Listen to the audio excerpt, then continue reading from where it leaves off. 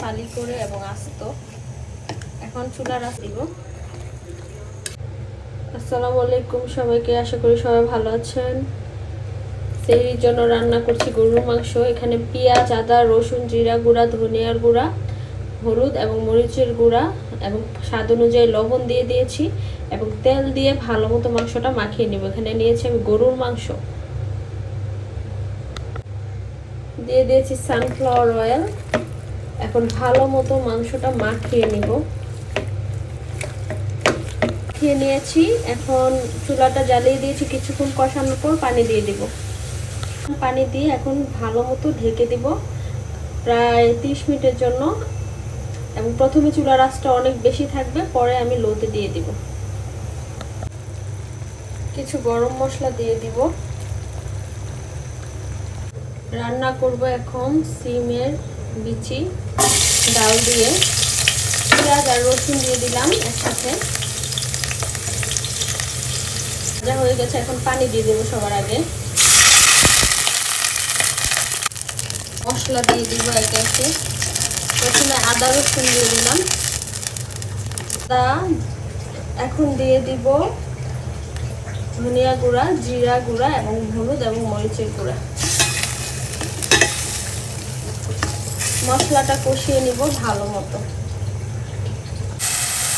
লবণ দিয়ে দিব স্বাদ মতো।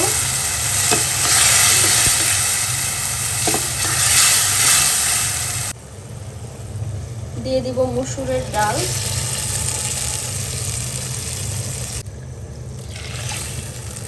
পানি দিয়ে দিলাম। ডালটা একটু সিদ্ধ হয়ে আসা পর্যন্ত অপেক্ষা করব। ডাল কিন্তু সিদ্ধ হয়ে গেছে। এখন দিব সিমের বিচিগুলো। নেড়ে চেড়ে কষিয়ে নেবে একটু সিমের বিচিগুলো।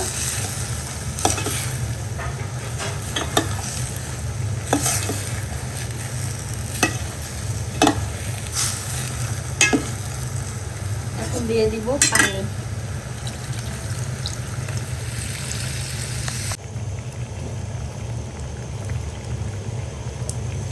কিছুটা গরম মশলা দিলাম।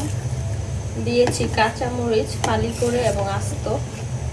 এখন চুলার আঁচটা কমিয়ে অনেকক্ষণ রান্না করব, যতক্ষণ পর্যন্ত ডালটা পুরোপুরি গলে না যায়।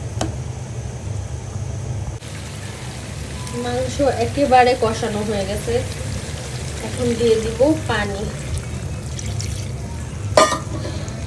সাথে দিয়ে দিব আলু।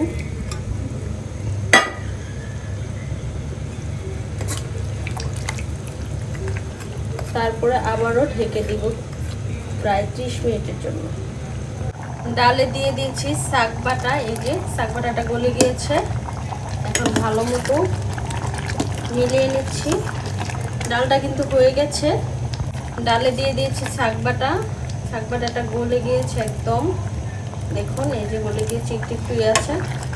এখন এখানে দিয়ে দিব হচ্ছে ধনিয়া পাতা। হয়ে যাবে আমাদের ডাল। দিয়ে দিচ্ছি ধনিয়া পাতা।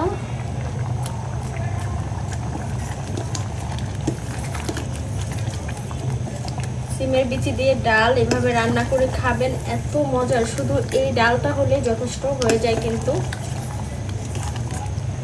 তো ডাল রান্না হয়ে গিয়েছে আমাদের।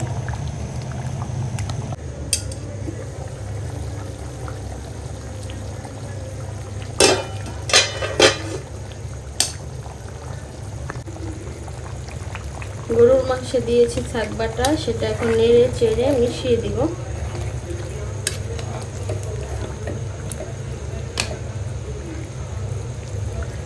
ঢাকা দিয়ে আবার ঢেকে দেব।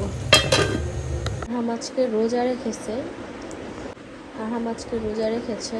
শরীরটা এত ক্লান্ত, ঘুমাচ্ছে। আর সকালে অনলাইন ক্লাস ছিল, যার কারণে ঘুম হয়নি, ঘুম পাড়িয়ে রেখেছি। আর এদিক থেকে আমি ইফতার বানিয়ে নেব সব। ইফতারের সব কিছু এখানে রেডি। আলুর চপের জন্য, ডিম চপের জন্য।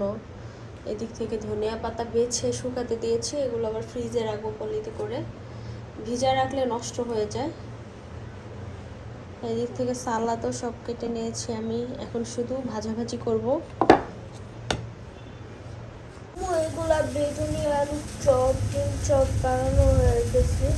আম্মু এখানে কি বেশি কি ডিম চপ নাকি আলুর চপ বুঝতে পারছি এখানে না, ডিম চপ এয়ার ফ্রায়ারে রেখে দিছি, ইফতারের আগে গরম করব। আর এখানে হচ্ছে আলুর চপ, পেঁয়াজু, বেগুনি, তিনটা। এখানে দেখি সবচেয়ে বেশি আলুর চপ। হ্যাঁ, আলুর চপ আর বেগুনি সবচেয়ে বেশি এখানে। আচ্ছা চলো দেখি চাটনিটা হয়েছে কিনা, আসো। হ্যাঁ। আজকে আমাদের ইফতারে সব ভাজা জিনিস, গরুর মাংস, তারপরে এদিকে আছে ডিম চপ, আলুর চপ, বেগুনি, পেঁয়াজু, পাস্তা আছে কালকের, স্যুপও আছে, বুট আছে, সব হলো ভাজা জিনিস আজকে।